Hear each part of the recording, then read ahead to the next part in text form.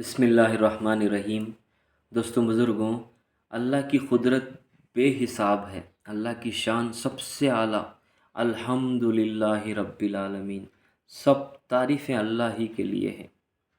اللہ نے ہمارے بارے میں قرآن میں یوں بیان فرمایا کہ میں نے تمہیں ایک ناپاک منی کے قطرے سے پیدا کیا۔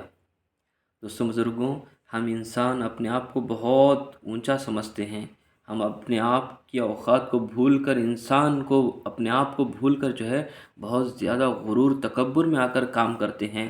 حالانکہ ہماری اوقات سوچی جائے تو ہم ایک ناپاک ٹپکتے ہوئے منی کے قطرے سے پیدا کیے گئے، اور خاک میں ملانے والے یعنی مٹی میں ملا دیں گے ہمیں لے جا کر، ہماری اولاد ہی ہمیں لے جا کر مٹی میں دبا دے گی۔ دوستوں بزرگوں، ہمارے بارے میں اللہ بیان کر رہا ہے کہ تمہیں ناپاک ٹپکتے ہوئے منی کے قطرے سے پیدا کیا گیا۔ اللہ تعالیٰ ہمارے ماں باپ کو ذریعہ بنا کر ہمیں دنیا میں وجود بخشا، لیکن اللہ کو ہمارے ماں باپ کی بھی ضرورت نہیں ہے۔ اللہ تبارک و تعالیٰ ایسی قدرت والا، اسے جو چاہے وہ کرنے پر قادر ہے، وہ قدرت والا ہے، وہ مقتدر ہے، وہ اسے کچھ کرنے کے لیے کچھ بھی کرنا نہیں پڑتا۔ اب ذرا غور کریے، اللہ تعالیٰ عیسیٰ علیہ السلام کو بغیر باپ کے حضرت مریم علیہ السلام جیسی ماں کے ذریعے پیدا فرما دیا۔ باپ ہی نہیں ہے، اللہ چاہ لیا تو بغیر باپ کے صرف ماں کے ذریعے اللہ نے انہیں وجود بخش دیا۔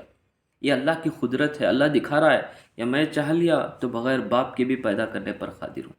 اب ہم کہیں گے اللہ نے ماں تو ذریعہ بنایا، ماں کے بغیر تو نہیں پیدا فرمایا، لیکن اللہ فرماتا ہے میرے بندوں، مجھے ماں باپ کی بھی ضرورت نہیں، میں چاہوں گا تو بغیر ماں باپ کے بھی پیدا کر کے دکھاؤں گا۔ کس طرح؟ حضرت آدم علیہ السلام پر غور کریے۔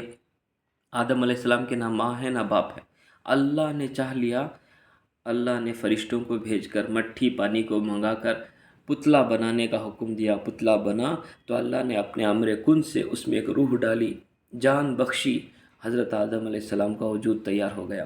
حضرت آدم علیہ السلام انسان بن کر اللہ کے سامنے کھڑے ہو گئے۔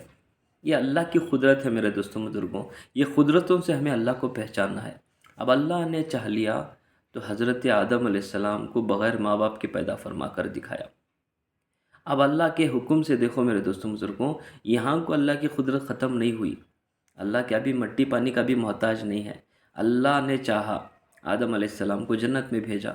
آدم علیہ السلام جنت میں جا کر ٹہل رہی، اب ان کو اللہ نے بیزار کرایا۔ اللہ کے حکم سے وہ بیزار میں ہوئے، ان کو بیزارگی ہوئی تو ان کو اللہ نے نیند دی، سلائے۔ اب جیسے حضرت آدم علیہ السلام سوئے، اللہ نے اپنے فضل سے، اپنے کرم سے، اپنے حکم سے ان کی ایک ٹیڑھی پھسلی نکال کر اس سے ماں حوا علیہ السلام کو وجود بخشا۔ کتابوں میں لکھا گیا ہے، آدم علیہ السلام نیند سے بیدار ہوئے، نیند سے جاگے تو دیکھتے ہیں کیا، سب سے خوبصورت، ایک نہایت عمدہ کشش رکھنے والی عورت۔ کتابوں میں لکھا گیا ہے پورے عالم کے انسانوں میں سب سے خوبصورت انسان میرے اور آپ کے آقا نبی کریم صلی اللہ علیہ وسلم مردوں میں، ان کے بعد حضرت یوسف علیہ نبی علیہ السلام خوبصورت انسان۔ عورتوں میں سب سے خوبصورت عورت حضرت حوا علیہ نبی علیہ السلام ہے۔ کتابوں میں لکھا گیا ہے میرے دوستوں بزرگوں، حوا علیہ السلام کو بڑی خوبصورتی اللہ نے دی تھی۔ اللہ نے چاہ لیا بغیر مٹی بغیر پانی کے صرف آدم علیہ السلام کی ایک پھسلی نکال کر اس سے حوا علیہ السلام کا وجود اللہ نے بنا دیا۔ اللہ کو کچھ کرنے کے لیے کچھ بھی کرنا نہیں پڑتا میرے دوستوں بزرگوں، یہ قدرت ہے اللہ کو پہچاننے کی۔ اس لیے ہم اللہ کے ہو جائیں گے، اللہ ہمارا ہو گیا تو سب کام آسان ہیں۔ اگر اللہ کے ہم نہ ہو سکے، اللہ ہمارا نہ ہو سکا تو ہم ناکام ہیں۔ دوستوں بزرگوں، ہمیں اللہ کے غلام بن کر اللہ کی غلامی میں زندگی کرنا ہے، نبی کی اطاعت میں زندگی کرنا ہے، رسول اللہ کی اطاعت میں ہماری کامیابی ہے، اللہ کی غلامی میں ہماری کامیابی ہے۔ اسے سمجھ کر اس پر زندگی بسر کرنا، یہ ہماری زندگی کا مقصد ہے۔